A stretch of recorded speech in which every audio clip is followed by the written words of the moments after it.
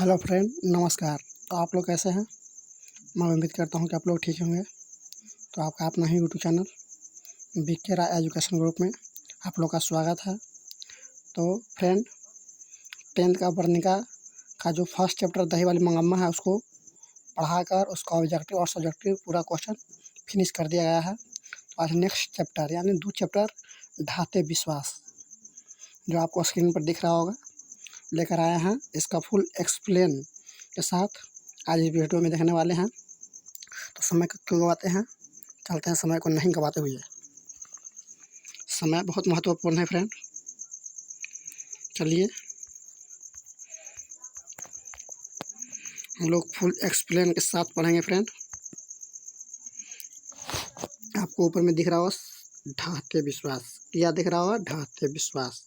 अब बहुत समझिए तो बहुत भयानक चैप्टर है। इसे पढ़ने में इंटरेस्ट भी आता है। कुछ इसका फील गिरने पर कुछ इस तरह का इसमें बाढ़ का बहुत भव्य रूप दिखाया गया है। तो हम लोग पढ़ते हैं। सबसे पहले आपको ये दिख रहा होगा सेकंड चैप्टर ये है ढाते विश्वास। इसका राइटर कौन है? सातकोरी होता। कौन? सातकोरी होता। पहले राइटर के बारे में जानकारी करेंगे, कहाँ से हैं, किस भाषा में लिखा गया है, इसका कौन अनुवाद किए हैं, राइटर का कब जन्म हुआ है, इसके बारे में डिटेल से चर्चा करते हैं फ्रेंड। पहले कलर को चेंज कर लेते हैं क्योंकि बहुत दिन से यही कलर है। रेड ले लेते हैं, ठीक होगा। तो फ्रेंड आपको स्क्रीन पर दिख रहा होगा सातकोरी होता। क्या सातकोरी होता? सातकोरी होता उड़ीसा के एक प्रमुख कथाकार हैं। इनका जन्म 29 अक्टूबर 1929 ईस्वी में हुआ था। इसका जन्म कब हुआ था फ्रेंड? 29 अक्टूबर 1929 ईस्वी में मयूरभंज उड़ीसा में हुआ था। कहाँ में? मयूरभंज एक गांव है उड़ीसा में। इनका जन्म सातकोरी होता का। अब तक इनकी 1 दर्जन से अधिक पुस्तकें प्रकाशित हो चुकी है होता है जी भुवनेश्वर में। भारतीय रेल यातायात सेवा के अंतर्गत रेल समन्वय अनुयुक्त व उड़ीसा सरकार के वाणिज्य एवं यातायात विभाग में विशेष सचिव तथा उड़ीसा राज्य परिवहन निगम के तहत रह चुके हैं। इनके कथा साहित्य में उड़ीसा का जीवन गहरी अंतारी के साथ प्रकट हुआ है। यह कहानी राजेंद्र प्रसाद द्वारा संपादित किया गया है। यानी उड़िया भाषा में कहानी लिखा गया था किनको द्वारा? सातकोरी होता के द्वारा। इनको हिंदी में अनुवाद कौन किए हैं? राजेंद्र प्रसाद मिश्र। कौन फ्रेंड? राजेंद्र प्रसाद मिश्र। यहाँ पर ध्यान देना होगा, हिंदी में अनुवाद कौन किए हैं? राजेंद्र प्रसाद मिश्र हिंदी में अनुवाद किए हैं। उड़िया भाषा में था। ये काफ़ी भी ऑब्जेक्टिव क्वेश्चन हो सकता है। इसमें ऑब्जेक्टिव इसमें से निकाला जा सकता है फ्रेंड। आपसे ऑब्जेक्टिव क्वेश्चन पूछ दिया जाएगा, ढाते विश्वास जो कहानी है इसका हिंदी में अनुवाद कौन किए हैं? तो आपको डायरेक्ट मारना होगा राजेंद्र प्रसाद मिश्र। कौन? राजेंद्र प्रसाद मिश्र। तो फ्रेंड आगे चलते हैं। उड़िया की चर्चित कहानी विभूति प्रकाशन दिल्ली से यह संभार लिया गया है। आपसे ये भी पूछा जा सकता है ऑब्जेक्टिव में, ये जो ढाते विश्वास है कहाँ से लिया गया है? विभूति प्रकाशन दिल्ली से। कहाँ से? विभूति प्रकाशन दिल्ली से। आगे चलते हैं फ्रेंड। आगे आपको लाइन बाय लाइन दिख रहा होगा एक्सप्लेन। पिछले कई दिनों से लगातार बारिश होते देख लक्ष्मी को लग रहा था जैसे इस बार भी बाढ़ आएगी। तूफान में घर टूट गया था सो उधार कर्जा मांगकर किसी तरह कुछ बांस बांध बूंद कर उस पर पुआल डाल दिया था उसने। लक्ष्मण कलकत्ता में नौकरी करते पत्नी को जो भी कुछ भेजता है उससे गुजारा न होने की वजह से तहसीलदार साहब के घर का छिटपुट काम करके लक्ष्मी जो कुछ पाती है उसी से अपनी कमी पूरी कर लिया करती है। लगता है अब समय को लोगों का सुख चैन सहन नहीं हो पा रहा है, वरना तूफान के तुरंत बाद सूखा न पड़ता। 1 बीघा खेत छोड़ गए थे पूर्वज। पूर्वज मतलब पहले, हम लोग से पहले जो जन्म लिए हैं उनको पूर्वज बोला जा रहा है, यानी लक्ष्मण का पिताजी। एक लकड़ी जमीन भी है, हर किराए पर लेकर उस बीघे भर में खेती करवाई थी। लक्ष्मी ने अंकुर जल गए और कहीं कहीं पर धान के हरे भरे सभी कोमल पौधे धूप में भूनकर स्वाहा हो गए। फिर भी हार न मान बारिश होने पर रोपनी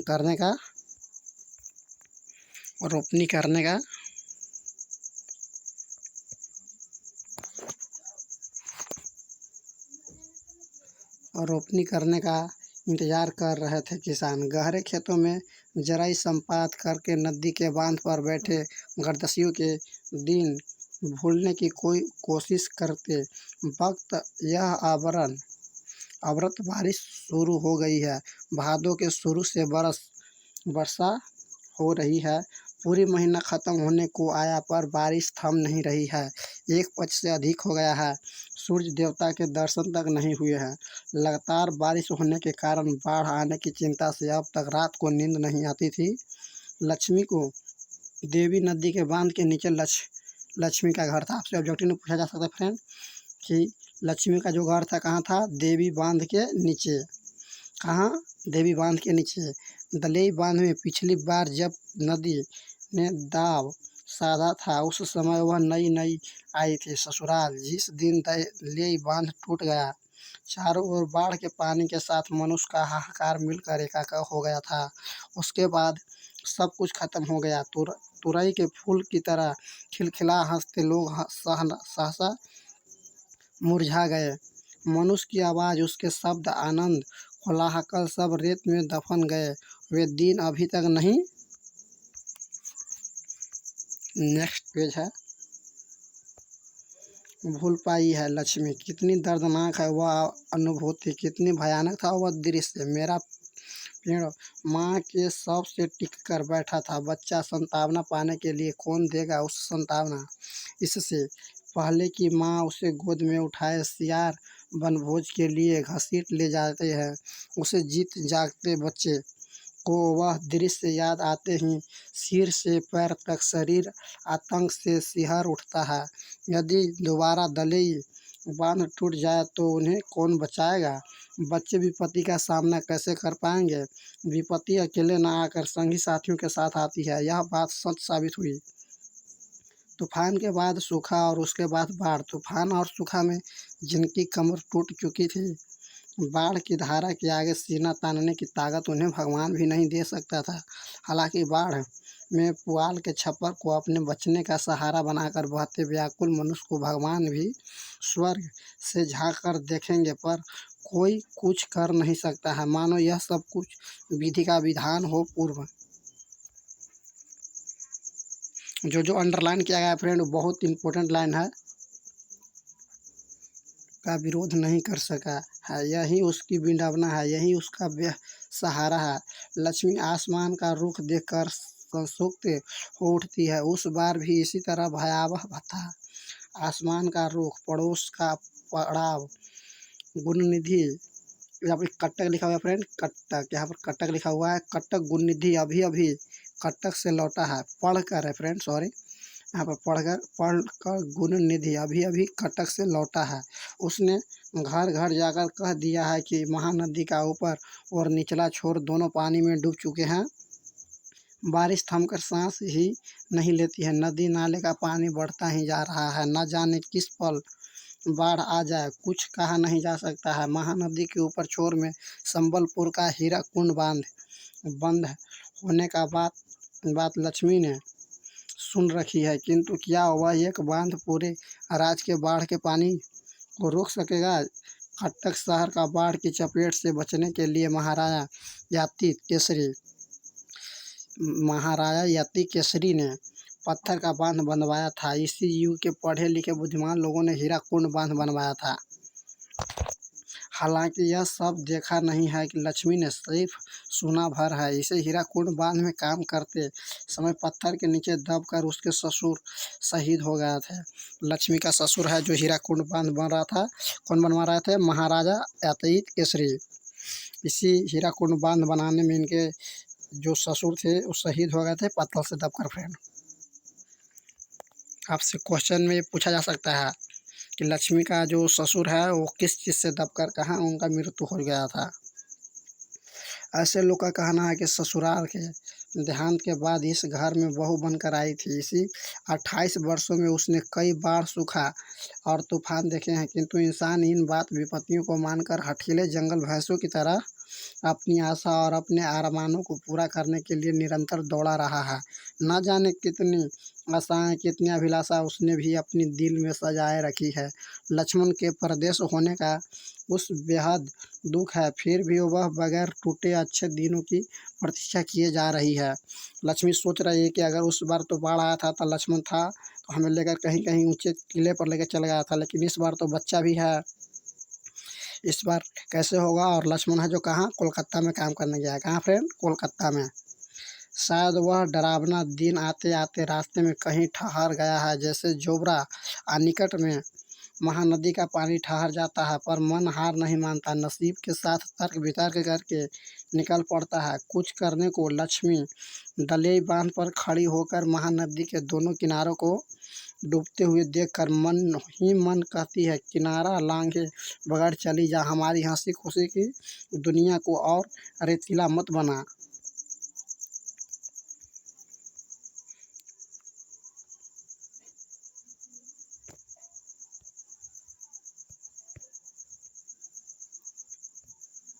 गांव के लड़के का इकट्ठा करके गुरुनिधि ने स्वच्छ सेवा दल का गठन किया था। आपसे फ्रेंड पूछा जाएगा कि गुरुनिधि ने कौन सा दल का गठन किया था। स्वच्छ सेवा। कौन सा, स्वच्छ सेवा। लड़कों का साथ इनके लिए बूढ़े भी कमर कसकर निकल पड़े हैं। यह तो किसी का एक का काम नहीं है, पूरे गांव में फैल गई है यह बात। बाढ़ आ रही है, हीराकुंड से पानी छोड़ दिया गया है, बांध टूटने की आशंका से लोगों की सहन शक्ति एवं मन के दम्भ को परखने के लिए नदी के बंच के व्याक करते हुए बारिश का पानी बढ़ता ही जा रहा है। बारी बारी से गांव के लड़के दले बांध का निगरानी कर रहे हैं, बूढ़े उपदेश दे रहे हैं, कमजोर स्थानों पर मिट्टी डाली जा रही है, पत्थर ढोए जा रहे हैं, बांध को और भी मजबूत करने के लिए रेत की बोरियां इकट्ठी की जा रही है। काम में लाने के लिए बांध की निगरानी के लिए लक्ष्मी ने अपने बड़े लड़के को भेज दिया है। लक्ष्मी का एक बड़ा लड़का था, उसने अपने साथियों के साथ वह रात भर बांध की निगरानी करेगा, कमजोर स्थानों पर रेत की बोरियां डाली जाएगी। लक्ष्मी का बड़ा पुत्र का नाम क्या था फ्रेंड, अच्युत। क्या, अच्युत, अच्युत। आपसे ऑब्जेक्टिव क्वेश्चन में पूछा जा सकता है लक्ष्मी के बड़े पुत्र का क्या नाम था। आपको क्या लगाना है ऑप्शन में, अच्युत। क्या, अच्युत।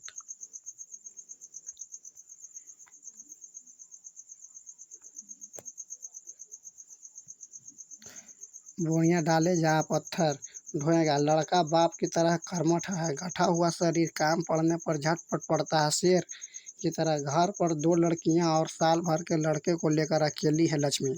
घर पर किसके किसके साथ है लक्ष्मी, 2 लड़कियां, यानी सबसे बड़ा लड़का का नाम अच्युत है, उसके पास 2 लड़कियां हैं और एक साल भर का लड़के को लेकर, साल भर का एक छोटा सा बच्चा है, इसे लेकर लक्ष्मी घर पर है। उसे नींद नहीं आती, नदी की आवाज़ और बारिश का रिम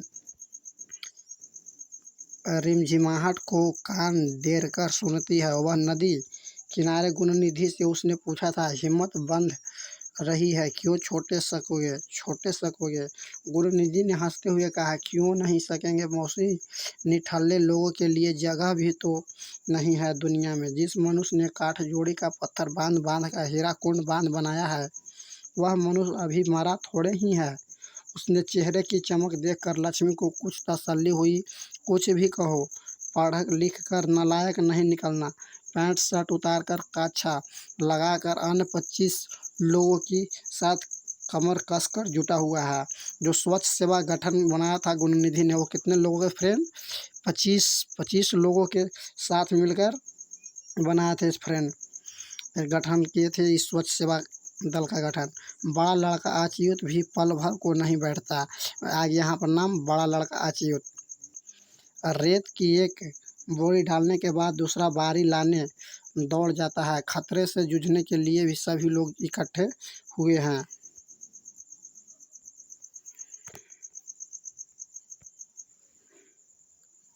सरपंच ने गुरुनिधि से कहा, घर घर खबर पहुंचवा दो, सबों को सतर्क कर दो, बाढ़ का पानी बढ़ता ही जा रहा है, कल शाम तक यहाँ पहुंच जाएगा। दूसरे दिन सुबह समा बाली कूदा, एक मुंह से दूसरे मुंह को होती हुई यह बात हवा की तरह चारों ओर फैल गई। किसी को प्रचार नहीं करना पड़ा, बुलावा नहीं देना पड़ा। गांव के युवक बाढ़ के पानी का मुकाबला करने के लिए निकल पड़े। आशंका से शिहर उठे वृद्ध, महिला और अक्षम तथा कमजोर लोग। बाढ़ पहली बार नहीं आ रही है, पहले भी कई बार फ्रेंड करने के लिए निकल पड़े हैं,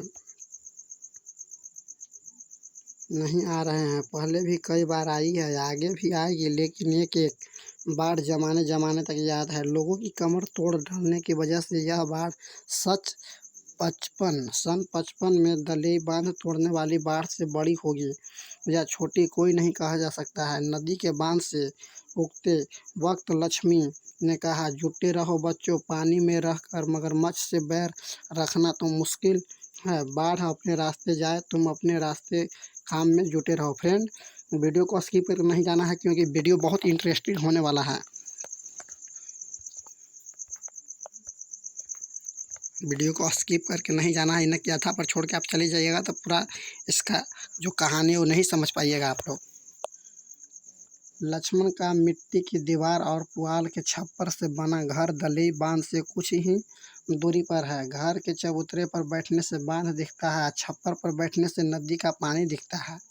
आपसे पूछा जाएगा ऑब्जेक्टिव में, घर के चबूतरे पर बैठने से क्या दिखता है फ्रेंड? बांध दिखता है। घर के चबूतरे पर बैठने से बांध दिखता है और छप्पर पर बैठने से नदी का पानी दिखता है। इस गांव के इतिहास के साथ नदी का इतिहास लिखा है। दलेई बांध की मिट्टी में कई लोगों का परिश्रम, पसीना और खून मिला है। नदी की बाढ़ का विकराल रूप देखने के बावजूद मनुष्य वहां से खिसका नहीं है। नदी के किनारे को घर बनाया है उसने। इसी तरह नगर और जनपद बनते गए हैं और सभ्यता का विकास होता गया है। नदी के किनारे मनुष्य के सुख दुख का गीत गाती हुई नदी बह रही है। उसका पानी पीकर, उसी पानी से खेत सींच अनाज उत्पन्न करके वह जी रहा है। नदी की उपजाऊ मिट्टी ने जमीन को उर्वरक बनाया है। जल डालकर थोड़ी बहुत मछलियाँ पकड़कर सुख चैन से खाना खाते हैं लोग।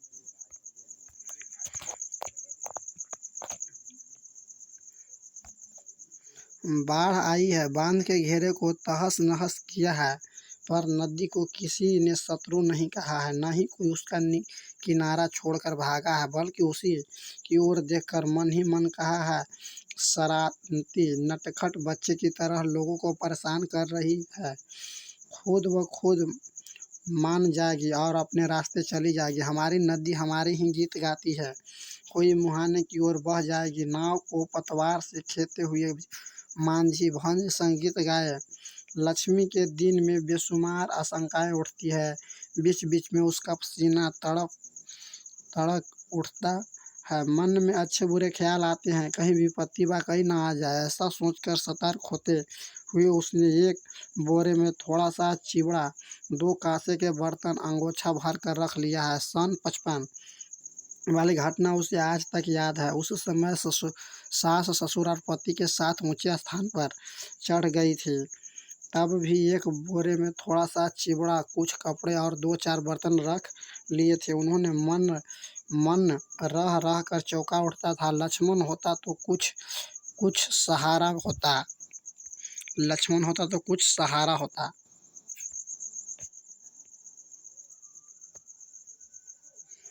बांधता क्या, बच्चों को लेकर वह इतने बड़े संकट का मुकाबला कर सकेगी? बड़ा लड़का अच्युत सारी रात नदी के बांध पर रहेंगे, कहीं बाढ़ का पानी बांध न तोड़ दे, इसलिए रात जगह होगी। बांध के किनारे किनारे रत जगह की व्यवस्था की गई है। रात को मूसलाधार बारिश हो रही थी, फिर भी लड़के अपने मोर्चे नहीं छोड़ा, वहीं डटे रहे। ठिठुरना भरी हवा से रह रह कर सिहरा उठता था उसका शरीर, फिर भी जिद्दी से काम में जुटे हुए थे। फ्रेंड, आप लोग यहाँ जो 25 लोग मिलकर स्वच्छ सेवा दल का गठन करके गए थे वहाँ पर बांध बांधने, वहाँ पर बहुत ठंडी ठंडी हवा चल रही थी और मतलब जो होता ना है, ठंडा चलता है तो ठिठुर, यहाँ पर लिखा गया ठिठुर भर हवा से रह रह कर सिहर उठता था उसका शरीर, फिर भी जिद्दी से काम में जुटे हुए थे। देखिए कितना मुश्किल होने के बावजूद भी वहाँ पर काम पर डटे हुए थे। सभी मनुष्य जिद कर रहा है अपने दिक्कत खुद दूर करने के लिए, वह अपनी हार मानने को तैयार नहीं है। लक्ष्मी अपने दोनों लड़कियों और छोटे बेटों को सुलाकर गुहाल में गई। बाद में समय मिले न मिले इसलिए उसने गाय और बछड़े के गले से पगहा खोल दिया। यानी दोनों बच्चे और 1 साल का जो छोटा बच्चा था उसे सुता कर जहाँ पर गाय भैंस बन्हाता है उस घर में गई और रात में सोचा कि समय मिले या ना मिले सुबह में रात को ही जो गाय और बछड़ी थी उसका गले से पगहा खोल दिया। दोनों बकरियों को भी कमरे में खुला छोड़ दिया। घर की सारी चीज़ें एक कमरे में इकट्ठा करके ताला लगा दी। देखते देखते रात बीत गई। सुबह होते होते बाढ़ के पानी के लिए नदी में जगह नहीं बची थी। नदी में जगह नहीं बची थी।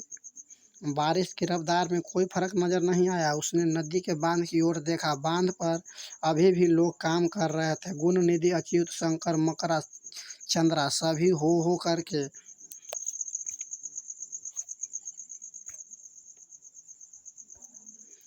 हठात जरा नीचे की ओर ताड़ के पेड़ के पास पानी को तेज धारा किनारे से ओर टकराई। टकराने ही पानी बांध के दूसरी ओर लांघ गया। 10 वर्षीय गोल मटोल बच्चे की तरह सूर्य देवता दिखाई नहीं दे रहे थे। फिर भी लक्ष्मी ने अंदाज लगाया कि समय 12 से कम नहीं है। गुणनिधि गला फाड़ फाड़ कर चिल्लाने लगा, रेत की बोरी डाल ताड़ के पेड़ के पास नदी में घुस चली आ रही है।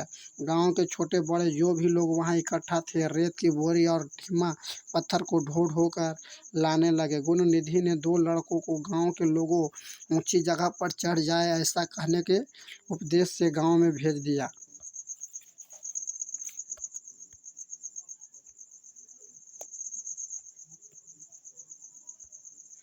पल भर में शोर शराबा मच गया। पूरे गांव में लोग हाँफते हुए टीले की ओर दौड़ने लगे। टीले के नीचे स्कूल है।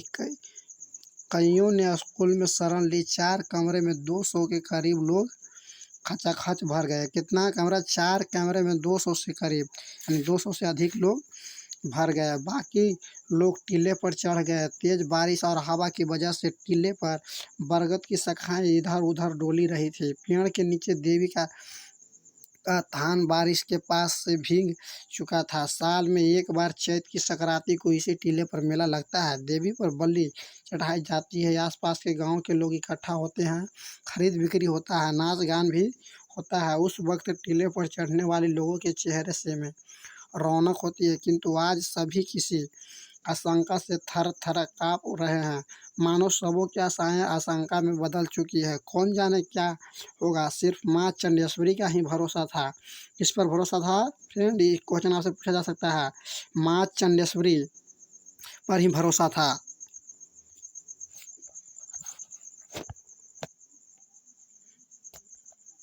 लक्ष्मी दोनों लड़कियों और छोटे लड़कों के साथ लेकर निकलते निकलते कुछ पिछड़ गई है। वह अच्युत का इंतजार कर रही थी, यह सोचकर कि कहीं वह आ न पहुंचे, पर अच्युत नहीं आया। नदी के बांध की ओर देखकर उसने ऊंची आवाज में बेटे को पुकारा, पर वह आवाज शायद बेटे के कानों तक नहीं पहुंच सकी थी। ठीक उसी वक्त बांध टूटकर पानी की धाराएं गांव की ओर लपकने की आवाज ने क्षण भर को उसे स्तब्ध कर दिया। इसके बाद और कुछ भी सोचने का वक्त नहीं था उसके पास। वह दोनों लड़कियों को साथ लेकर बच्चे को गोद में लेकर जैसे तैसे बोरे को उठाया टीले की ओर दौड़ने लगी।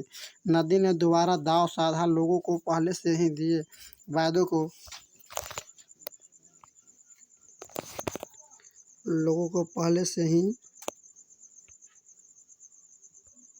लोगों को पहले से ही दिया वादे को किसी एहसान फरोश की तरह तोड़ते हुए नदी की पागल धारा बांध के दूसरी ओर कूद पड़ी है। किनारे ढहने लगे थे। नदी के गर्भ में पल झपकते ही ताड़ के पेड़ का नामो निशान मिट गया। पीछे मुड़कर देखने को वक्त न रहने पर भी थोड़ी दूर दौड़ने के बाद लक्ष्मी पीछे घूमकर देखती लगी, मानो अच्युत की आवाज़ कहीं दूर से उसके कानों में सुनाई दी हो। माँ माँ माँ, यानी दूर से आवाज़ लगता है कि उसके कान में आ रहा है कि दूर से कोई हमारा बेटा पुकार रहा है माँ माँ कर कर। फ्रेंड थोड़ा सा वीडियो लंबा होगा, ज़्यादा अब नहीं है, 1-2 पेज और होगा इसमें, इसके लिए सॉरी। तो ज़्यादा होगा ये नहीं सोचना है कि ज़्यादा है, यानी समझने में ज़्यादा इंटरेस्ट रखना है। कहानी में इंटरेस्ट आ रहा है, समझ में आ रहा है या नहीं।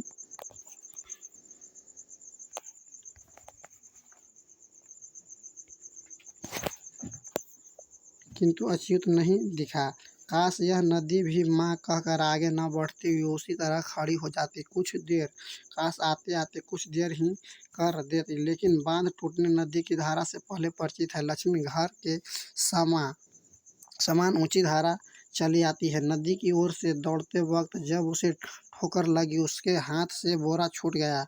लड़कियों को आगे जाने को कहकर जैसे कि वह खुद चलने की हुई, पानी उसके घुटने तक आ गया। लड़कियों को स्कूल तक पहुंचे ही होंगे कि कमरे तक पानी में आगे की ओर झुकते हुए चलने लगी लक्ष्मी।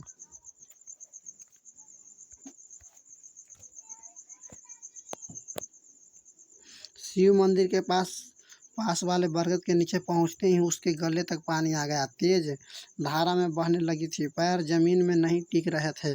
खूब घबराकर उसने एक हाथ से बच्चों को ऊपर उठा लिया और दूसरे हाथ से बरगद की जटा को जोर से जकड़ लिया। उसके बाद वह कब और किसी तरह जटा से सहारे पेड़ पर चढ़ गई, वह खुद भी नहीं बता सकती है। किंतु देखते ही देखते पेड़ का तना भी डूब गया और बाढ़ का पानी शाखाओं को चूमने लगा। न जाने किस जमाने का बरगद बाढ़ के पानी की रफ्तार से थरथराने लगा था। लक्ष्मी ने आधी साड़ी खोलकर अपने कमर को पेड़ की डाली से लपेट लिया। चारों ओर असहाय लोगों का आर्तनाद सुनाई दे रहा था। वह खेत खलिहान बाग बगीचे को मिट्टी में मिलाकर परिहास करते हुए आगे बढ़ती जा रही थी। नदी की धारा लक्ष्मी कब बेहोश हो गई वह जान नहीं पाई। दिन भर और रात भर सू सू करके वह बह रहा था। नदी का पानी दले बांध टूटने पर जिस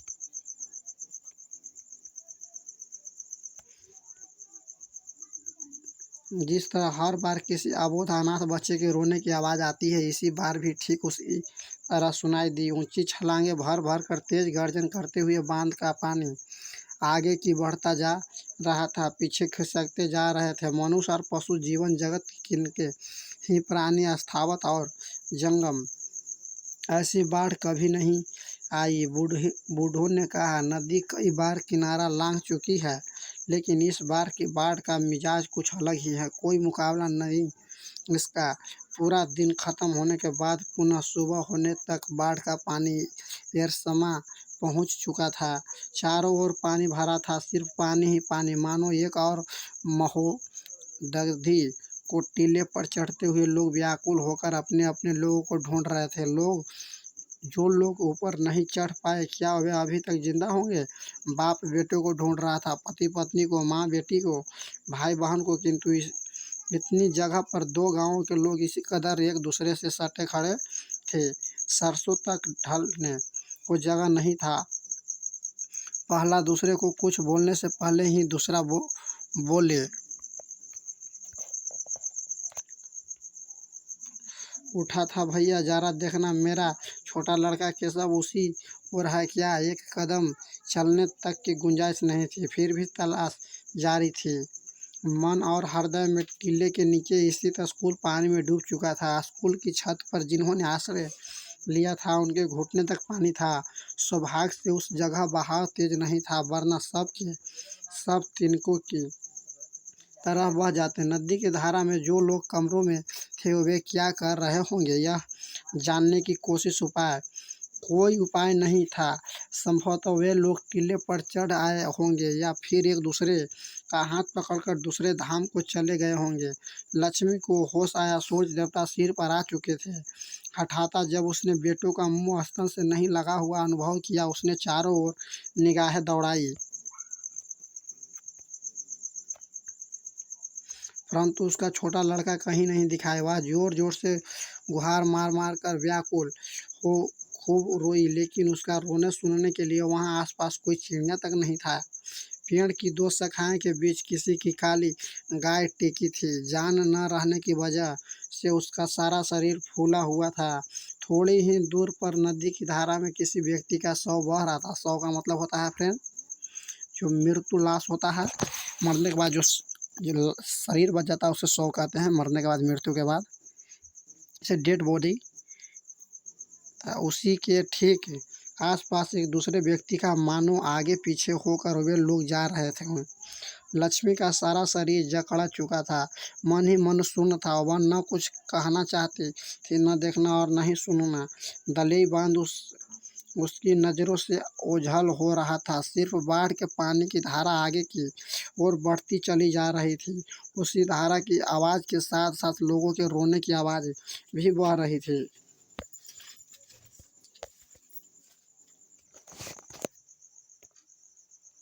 अब लोगों को किसी पर भरोसा नहीं रह गया है। देवी देवताओं पर से विश्वास उठने लगा है। मानो सृष्टि की शुरुआत में लोगों की दी हुई सारे वायदे खोखली आवाज़ों में तब्दील हो गई है।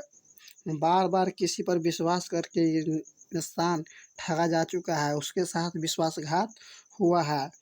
जो चैप्टर है इस फ्रेंड सात कोरी होता है, इसमें लिखे हैं ढाते विश्वास। इस चैप्टर का जो शीर्षक ढाते विश्वास है यही से लिया गया है। कहाँ से लिया गया फ्रेंड? यहाँ से।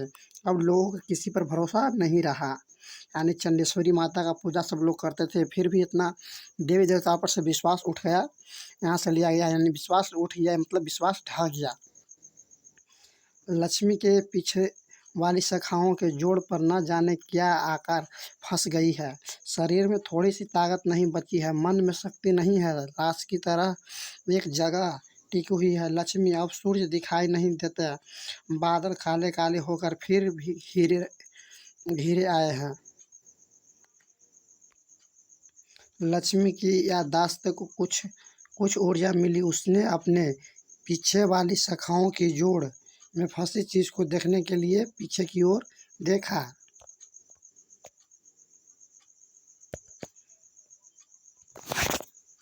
उसने हाथ में ताकत नहीं रह गई थी। पानी की धारा में न बहकर पेड़ की शाखा पर शाखा की जोड़ में हैरत अंग्रेज के रूप से फंसे। बच्चे को लक्ष्मी उठा लाई। बच्चों की दोनों आंखें मूंदी थी, सारी शरीर फूल गया था, सीने में धड़कन नहीं थी। वह उस छोटा बेटा नहीं था, फिर भी उसने अपने अपने सीने से सटाकर अपने स्तन उसने मुंह के पास लगाकर जोर से अपने सीने में खींच लिया। तो फ्रेंड यही था ढाते विश्वास कहानी। इसका full line by line explain कर दिया गया है। आगे कुछ यानी इसका जो क्वेश्चन आंसर है फ्रेंड, इसमें जो टिक आउट किया गया है वो काफ़ी इंपॉर्टेंट सब्जेक्टिव क्वेश्चन है फ्रेंड। तो पहले सबसे फर्स्ट नंबर क्वेश्चन आपको दिख रहा होगा, लक्ष्मी कौन थी, उसके पारिवारिक परिस्थितियों का चित्रण प्रस्तुत कीजिए। लक्ष्मी की एक साहसी औरत थी। इसके पति का नाम लक्ष्मण था। लक्ष्मण कोलकाता में काम करता था। इसका पूरा मतलब क्वेश्चन का आंसर अगले वीडियो में आप लोग के साथ क्वेश्चन पूरा लाइन बाय लाइन एकदम उत्तर दिया रहेगा। अगले वीडियो में मिलेगा इसका आंसर, यानी जो जो इम्पोर्टेंट है प्रश्न उसका टिक आउट कर दिया गया है। इस पर ज़्यादा फोकस करना है, ज़्यादा ध्यान देना है, काफ़ी इम्पोर्टेंट है फ्रेंड। तो फिर इस वीडियो में ही तक, फिर मिलते हैं अगले वीडियो में। तब तक के लिए धन्यवाद। वीडियो अगर अच्छा लगे फ्रेंड तो इसे ज़्यादा से ज़्यादा फ्रेंडों तक शेयर कीजिए, और लाइक शेयर तो सब्सक्राइब ज़रूर कर दीजिएगा, और लास्ट में कमेंट करके ज़रूर बताइए कि आपका वीडियो कैसा लगा फ्रेंड। तो फिर मिलते हैं अगले वीडियो में।